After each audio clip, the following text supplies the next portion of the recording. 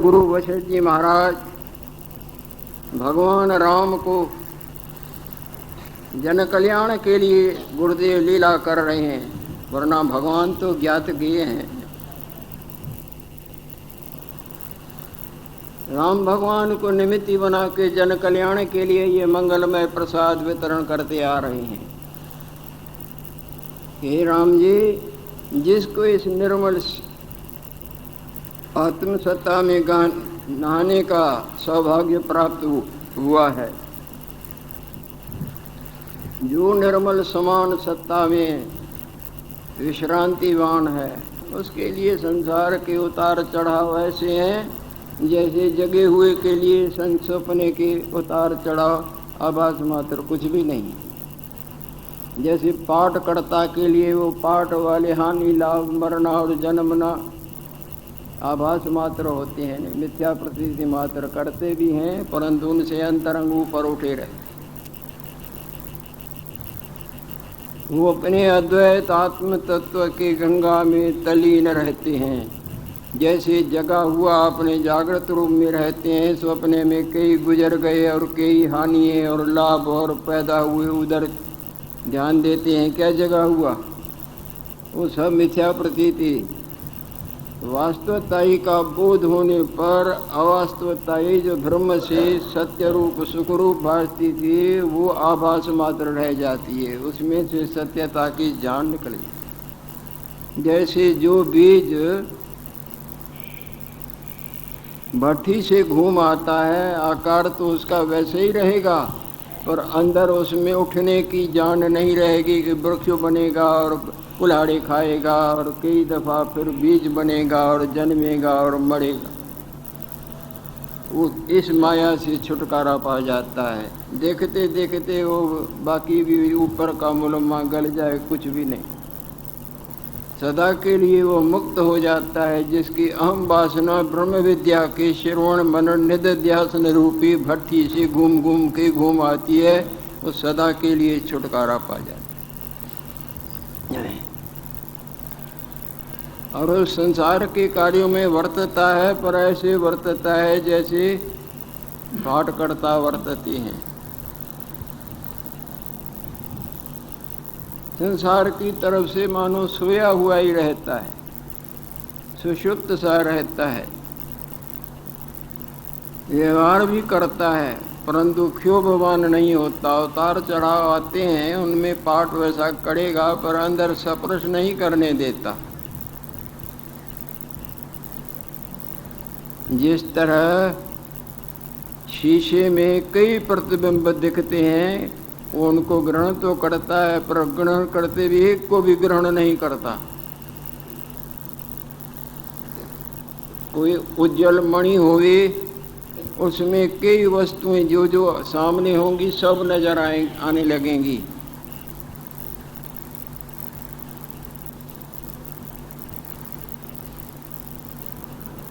सब रंग सब वस्तुएं उस मणि में दिखने लगेंगी, पर मणि किसी को भी ग्रहण नहीं करती, हैं भी उसी में और हैं कुछ भी नहीं होती। सब कुछ वामे और कुछ नहीं वामे। इसी तरह जिसको निर्मल आत्म सत्ता में वास्तव स्वरूप में विश्रांति हुई है, वो संसार की धर्म मर्यादा से पाठमयी लीला से गुजरता है, करता है लेना देना, पश्यन श्रवणन सप्रशन जगरन गच्छन स्वपन श्वसन प्रलिपन देखना सुनना पलके हिलना खाना लेना देना सब करते भी नहीं किंचित करोमि तो इति मन्ये तत्वविद। मैं कुछ नहीं करता हूँ। जिस तरह पाठ सब क्रिया पाठ वाला सब क्रियाएं करते हुए किसी क्रिया को अपने में अध्यारोप नहीं करता। जिस तरह सपने में जितनी क्रियाएं आप करते हैं, जागृत में आप उनके कर्ता बनेंगे, कुछ भी नहीं। इसी तरह जिसको आत्मज्ञान का परम प्रकाश प्राप्त हुआ है, जिसने वास्तवताई को जाना है, अवास्तवताई माया में वर्तते हुए भी माया की अवास्तवताई को अपने वास्तव स्वरूप में रंचक मात्र भी अध्यारोप नहीं करता। जिस तरह मोम जामा भीगता है, बरसात पड़ती है, पर बरसात को ग्रहण करता है क्या? जैसे मणि सब प्रतिबिंब को ग्रहण करती है, परंतु तिसको अंदर संग नहीं होता, इसी तरह ज्ञानवान, जिसको अपने वास्तु स्वरूप का हुआ है ज्ञान, ऐसा जो ज्ञानवान पुरुष है, कलना रूपी कलंक को प्राप्त नहीं होता। जिस तरह सिनेमा का पर्दा फिल्म में आग लगती कुटिया को दिखती है, आदमी लड़ के मर रहे हैं, ट्रेनें टकराती हैं, पर वो पर्दा कुछ भी अपने में आप नहीं लेता। जिस तरह आपका स्वप्न वाला अपना आप स्वप्न में क्या क्या न देखता करता मानता जानता है, पर आप जब जागृत में आते हैं तो आपका जागृत उस आप अपने स्वप्न वाले रूप को और उसके क्रियाओं को अपने में छूने भी देंगे। थोड़ी देर आभास मात्र दिखेंगे, वो भी आभास मात्र, थोड़ी देर के बाद आभास।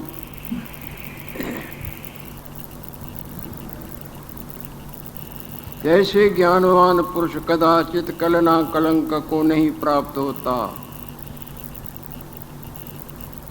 उसका चित्त व्यवहार विखे भी सदा निर्मल रहता है, जिस तरह कमल पानी में भी पानी से ऊपर रहता है।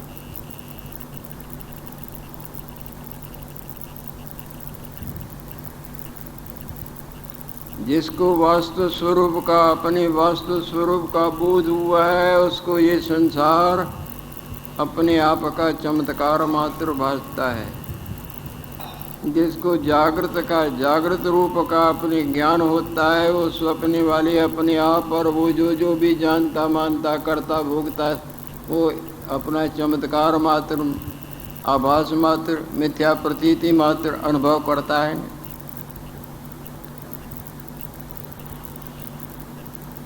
राम जी, सच सच तो ये है, न एक है न अनेक है। एक भी मन की कल्पना है ना, जहाँ कल्पना नहीं तो एक क्या। अगर एक कहोगे समझाने के लिए पहले ऐसी इस तरह की लीला रची जाती है। जिस तरह मकान का पक्का लेंटर डालने के लिए पहले कचरे का लेंटर डाला जाता है ना। अगर कचरे का लेंटर न डालें तो पक्का नहीं बनेगा। इसी तरह समझाने के लिए कि ईश्वर एक है, अद्वितीय है, अथवा ये सारा संसार उसी का ही रूप है, वो अनंत रूप है, ये ऐसा है तैसा है, कई प्रकार की ये कचरे की लेंटर की लीला चलती है।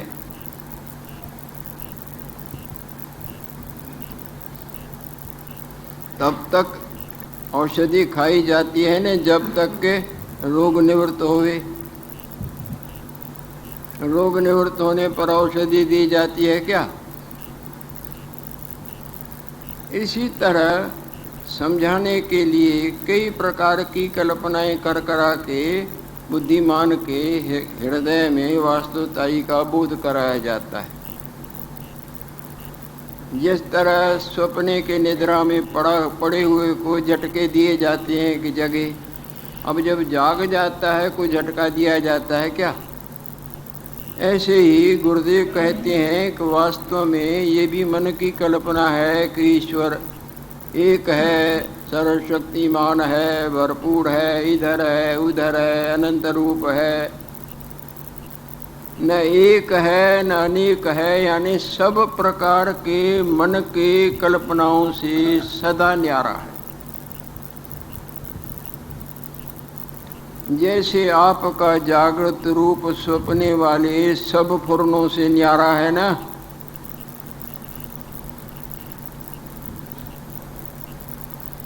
जिस तरह गाढ़ निद्रा में कोई प्रकार का संकल्प फुरना रंजक मात्र भी नहीं होता, यदि रंजक मात्र भी है तो गाढ़ निद्रा वाला आपको सुख मिल सकेगा?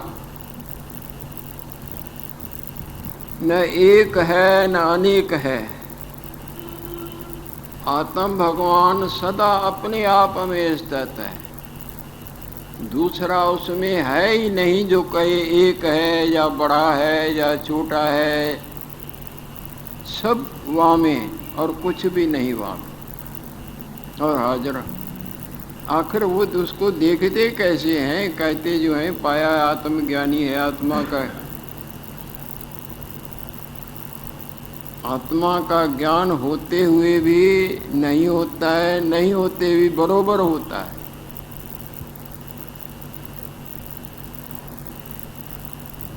जिस तरह आप इस रूप को शीशे में देखते हैं, शीशे में आपको अपने रूप का प्रतिबिंब नजर आता है या बिंब नजर आता है?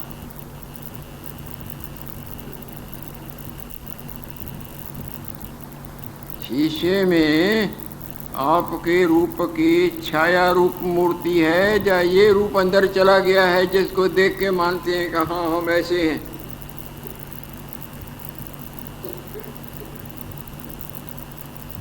बिंब को तो न देखा, देखा तो प्रतिबिंब को, बिंब को न देखते भी तसल्ली है कि मैं हूँ, ऐसा हूँ।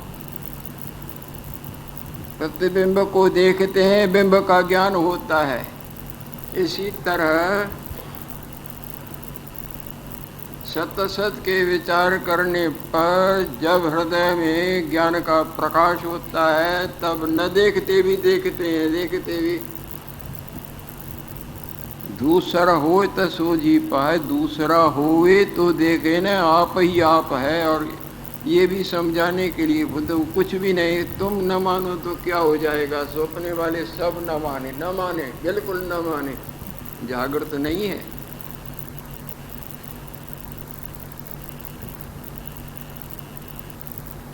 सपने वाले सब कहीं कहाँ है? हम तुम हम ही तो हैं, और है कहाँ? उसके न मानने से जागृत का अभाव हो जाएगा।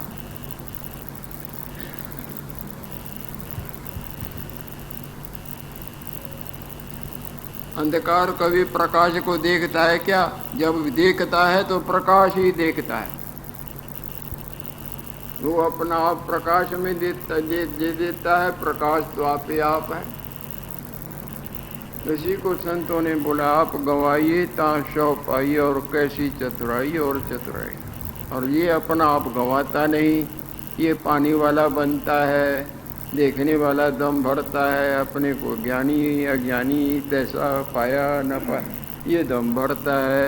यहाँ दम भरने की जगह नहीं।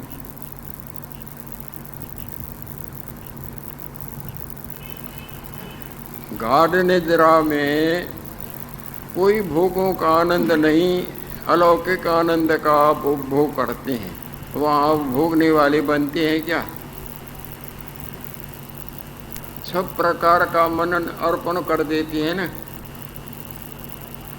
तब केवल आनंद ही आनंद। इसी तरह सब प्रकार का मन का मनन, उनकी जड़ ये मैं वासना, जहाँ तुमने दिया, जहाँ आप गवाइए ता शह पाई और कैसी चतुर।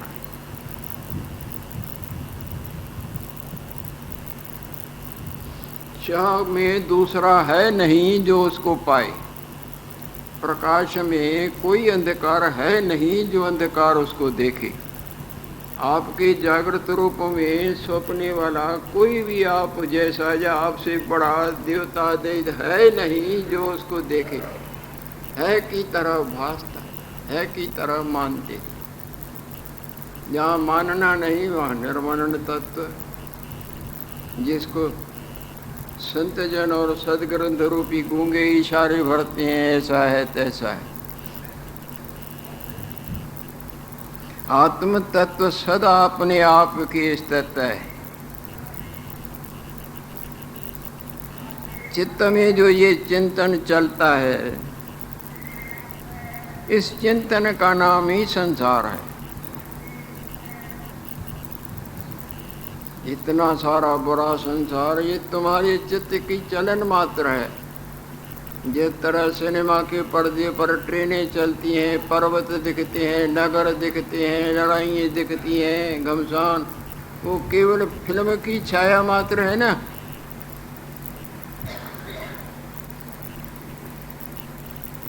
अगर होए लंका जल रही है तो पर्दा तो पहले जले। टीवी में दिखते हैं, अगर वो सच हैं तो पहले ये शीशा तो टुकड़े टुकड़े हुए, होता कुछ भी नहीं।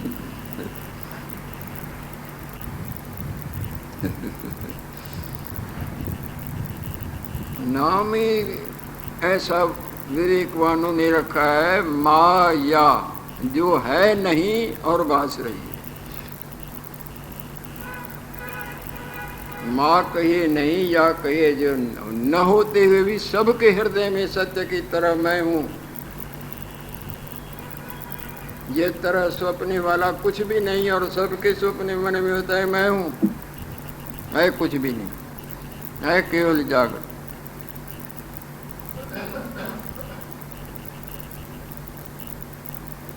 चित्त फुरने का नाम संसार है,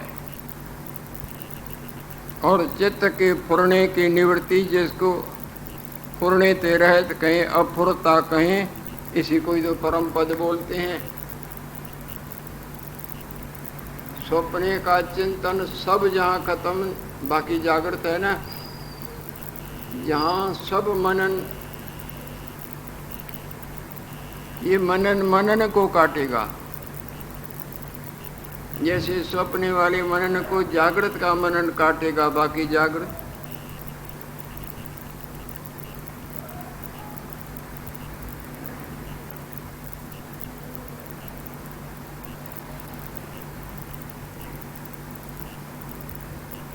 आत्म तत्व सदा अपने आप के स्थित है। चित्त विखे जो यह चैतन्य भाव भासता है, जिसे चित्त फुरने का नाम संसार है। और अफुरने ते रहत, और फुरने ते रहत, अफुर का नाम परम पद है। हे राम जी,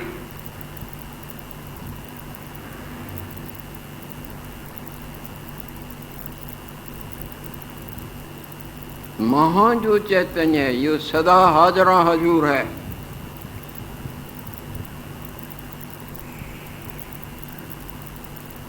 उसमें जो अपने आप का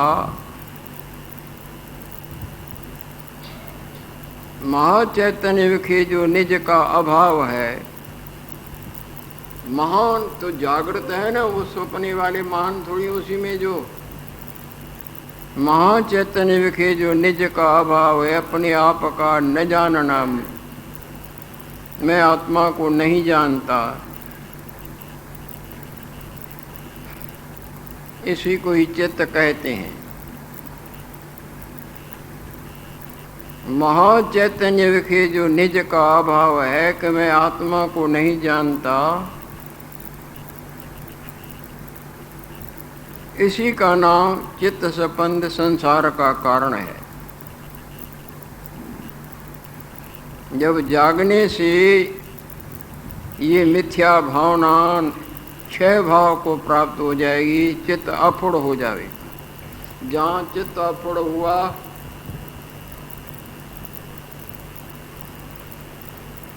जैसे गाढ़ निद्रा में चित्त अफुड़ होता है। आपको मुक्ति की इच्छा होती है क्या? लड़के की इच्छा होती है, धन की इच्छा होती है, किसी दूसरे भगवान के देखने की इच्छा होती है? होती हो तो हिम्मत करो।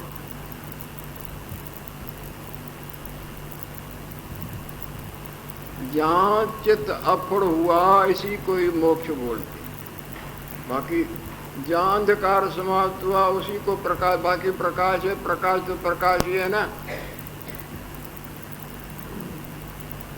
जहाँ स्वप्ने वाला जगने पर जागृत में गुम गया, तो वो जागृत तो जागृत है, उसी में कैसा पाना और कैसा गंवाना, जो नित्य प्राप्त है। नित्य प्राप्ति की प्राप्ति और नित्य निवृत्ति की निवृत्ति, इसका कई रास्ते खुले हुए हैं, इधर से आए तो भी इधर, इधर से आए तो भी इधर, गली से आए। वास्तव में सारी क्रियाएं अगर अक्लमंदी से विचार के देखा जाए तो हैं सब परमात्मा के प्रसन्नतार्थ।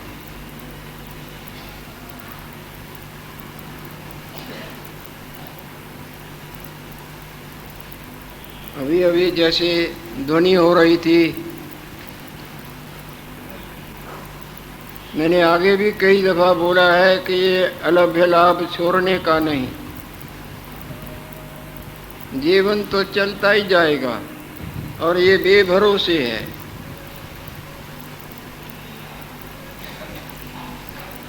कुछ लड़कों ने कल ऐसे कहा कि देर हो जाती है, संसार के कार्यों से तो पूर्ति नहीं पड़ती, देर होती है अपने आत्म कल्याण के मार्ग में। वो ले जाएंगे या ये ले जाएंगे, हरि धन के भर ले भंडार। ये आपका यहाँ भी शांति देगा और आगे भी ये मदद करेगा, और वो यहाँ भी ये शांति देगा, भग भग भग दौड़ दौड़ झूठ सच मेरा तेरा, और आगे भी जो गलत कर्म पूंजी नष्ट की उल्टा तुमको घाटे का परिणाम दिखाएगा। और किसी को बुलाता भी तो कोई नहीं है कि भाई तुम आओ। अगर तुमको देर होती है तो बाहर बैठ के जिस वक्त जी चाहे चले जाओ, और तुम्हारी वजह से हम अपना घाटा क्यों करें। एक ये लड़की ढोलक बजाती है ना, इनकी अलग अलग ड्यूटियाँ कुछ बंधी हुई है। एक दिन कोई नई आई और दूसरी बजाती थी। वो मास्टरनी है, अपने टाइम पर उसको पहुंचना होता है, और एक दिन उसको दूसरी कोई नई आई थी, उसको चलानी पड़ी। और आनंद में इतने मगन हो गए कि उसको आंखें बंद हो गई, पता नहीं पड़ता था समय का। कभी कभी तो देखो भक्तों की ये हालत हो जाती है, मगन हो जाते हैं, बाहर का पता ही नहीं। तो उसको बहुत देर हो गई। जैसे ही ध्वनि बंद हुई तो वो घबराई। देखा तो अब तो उनके ऑफिसों में जो जाते हैं ना, स्कूलों में या ऑफिसों में, तो अब समय की वो दस्तखत करते हैं। किताब रखी रहती है और दस्तखत टाइम पर की नहीं की तो किताब उठ जाएगी। उसके ऊपर फिर उसकी नाराज़गी या दंड या क्या होता है। ये घबराई घबराई यहाँ से गई, अभी भी बजा के गई है। जैसे ही वहाँ पहुँची घबराई हुए, किताब तो उठ जाता है। ये गई तो किताब न जाने कैसे आ गया, और जो बैठा हुआ है उस ड्यूटी पर, उसके आंखों पर भी जैसे अंधकार आ गया। इसने दस्तखत लिखा दी। अब दस्तखत जब किताब में हो गई तो कोई पूछेगा ही नहीं। बोले भगवान ने मेरी इज्जत रखी, मेरे को दुख, बड़ी घबराहट हो रही थी उसको। भगवान अंतर्यामी तो सब देखते हैं नहीं कि इसको तो मेरे प्रेम में पता ही न पड़ा, भक्तों की सेवा में लगी हुई थी। ये अभी वो खुद सुनाती थी कि इस तरह से घटना हुई। यहाँ एक भगत आता था, अब स्वर्गवास हो गया है। ऐसे प्रसंग चलने पर उसने एक प्रसंग अपने गांव का सुनाया कि महाराज हमारे गांव में एक गार्ड था। ये पुरानी बात है, उन दिनों में इतनी तेज ट्रेनें नहीं चलती थी। गवर्नमेंट, अंग्रेज गवर्नमेंट, उससे भी पहले की पुरानी बात। वो सुनाता है कि वो गार्ड जैसे ही घर से टाइम पर निकला, गड्डी आनी है और गड्डी एक की ड्यूटी ख़त्म होगी, दूसरा लेगा, इसको लेनी थी, ट्रेन संभालनी थी। जैसे ही रास्ते में जा रहा है, कहीं सत्संग भजन हो रहा है, वो बैठ गया। भगत आदमी था, बैठ गया तो इसको उधर का ध्यान ही रहा। इतना मगन हो गया कि गड्डी आई और गड्डी चली गई। जैसे ही समय ख़त्म हुआ, ओहो, गड्डी किसने संभाली होगी? ये हड़बड़ाया, इसको संभालनी, गार्डों को संभालनी पड़ती है गड्डी। और अब क्या हो, इधर तो समय हो गया। वो सच्ची बात सुनाता था, मेरे गांव की बात है। ये भागा, डरता डरता वहाँ ऑफिस उधर स्टेशन पर गया, मुंह चेहरा उतरा हुआ था, भाई मेरे से गलती हो गई। क्या है कि बोले मैं नहीं आ सका, ट्रेन आई होगी न जाने के। अरे तुम आए तो थे। मैं नहीं आया था, ये देखो तुमने दस्तखत किए है ना। वो आश्चर्य को प्राप्त, तो इसी के हाथ की दस्तखत लगी पड़ी है। तुम गड्डी ले गए, ये झटपट और कुछ किया, कार की या कुछ भी किया कि मैं जाऊँ दूसरी स्टेशन पर पहुँचूँ। गड्डी उन दिनों में अच्छा ठहरती थी और धीरे इतनी तेज नहीं चलती थी। ये भागा भागा किसी जगह उधर जो पहुँचे स्टेशन मास्टर के पास, वहाँ भी उदासी से बोलने लगा कि मेरे से क्या बोलते। बोले मैं नहीं आ सका। अरे आए तो थे, तुम्हारी दस्तखत लगी पड़ी है, गड्डी जो तुमने संभाली। 2-1 स्टेशनों से उसने देखा उसके हाथ की दस्तखत लगी पड़ी है और गड्डी संभल के। अब ये तीसरी स्टेशन पर एकदम उतावला से ठहरा ही नहीं वो समय। जैसे ही वहाँ पहुँचा, गड्डी खड़ी है और गार्ड शार्ड कोई नहीं है। अब गार्ड तो वो बनावटी गार्ड तो गायब हो गया, नहीं असली आ गया। घर संभाली, बोले वो जो आया था दो जगह उसने दस्तखत किए। बोले कौन? यहाँ तो कोई नहीं आया, नहीं आया, तू ही आए हो। बोले मेरी वजह उस संतों में भजन कीर्तन में लग गया, तो भगवान की तरफ जो सच्चे हृदय से लग जाते हैं। नहीं, भगवान ने गीता में बोला है ना, अनन्यास चिंतयन्तो माम ये जना पर्युपास्ते तेषाम नित्य अभियुक्ता नाम योग क्षेम वहाम्यहम्। जो बिल्कुल गाढ़े स्नेह से मेरे परायण हो जाते हैं, मेरे स्वयं को मीठा नहीं लगता है, उनकी अप्राप्ति की प्राप्ति भी मैं करता हूँ और प्राप्ति की रक्षा भी मैं करता हूँ। नरसिंह भगत का ऐसे ही किया था ना। उसका समधी कितनी टियाँ करता था। अरे कंगला, बूढ़े बैलों इधर उधर के 2-4 पकड़ के ले आया है। किसी के सिर कैसा है, किसी का मुंह कैसा है, किसी की कैसी है, और हम इनको कन्या देंगे। भगवान ने क्या दिखाया? वो तो कीर्तन में मगन है, भगवत चिंतन में मगन है। उनको सवै भगवान के कुछ मीठा नहीं लगता है। और उधर देखो तो लक्ष्मी नारायण जी पहुंच जाते हैं हृदय सिद्धि सेवा में, और उसके छक्के छूट गए समझी के कि ये तो महान धनवान है, हम तो समझते ही नहीं। तो ये हरि कीर्तन और इस तरह से आनंद में मगन होना, ये भगवान की कृपा का फल है। यहाँ का वायुमंडल ही ऐसा भरा हुआ है नहीं, क्योंकि यहाँ कोई और गलत काम तो है नहीं। सारा दिन सत्संग है, भजन है, सवेरे से लेके, और उसके बाद भी परमाणु बड़े निर्मल हो जाते हैं। थोड़ी देर में ही देखोगे वो आनंद में मगन हो जाएगा कि छोड़ने को, भक्तों की तो छोड़ने का मन नहीं करता है। बाकी जिनको संसार और धन और खाना पीना ये प्यार, वो तो छोड़ेंगे, वो तो वो कहेंगे सो भैया जो सी चल रही है हमको भी तो लाभ लेना है न। हम तुम अपने दुकान का लाभ जाके खुले हो, हमको अपने दुकान का लाभ क्यों घाटा दे? हम नहीं घाटा सहन करेंगे। तुमको बैठना है बैठो, नहीं बैठना है तो बाहर भी तो जगह है, थोड़ी देर में जाओ। और कई दुकानें खुली पड़ी हैं, कहाँ से सौदा तुम लेना चाहते हो ले। बाकी हम पर ये बात डालो कि भाई जल्दी करो और बंद करो, तो कईयों को जो लाभ होता है उनको भी घाटा हुए, हमको भी घाटा हुए। और तुम हरित कहने से हम इतना घाटा बर्दाश्त नहीं करेंगे। बर्दाश्त जैसे चल रही है चलने दीजिए। सब कामों के लिए फुर्सत निकल आती है, और जो असली काम है उसके लिए उतावल या फुर्सत नहीं। ये तो अक्लमंदी की बातें नहीं, अकल के घाटे की बात है। घाटे का काम जिसको करना है। लक्ष्मी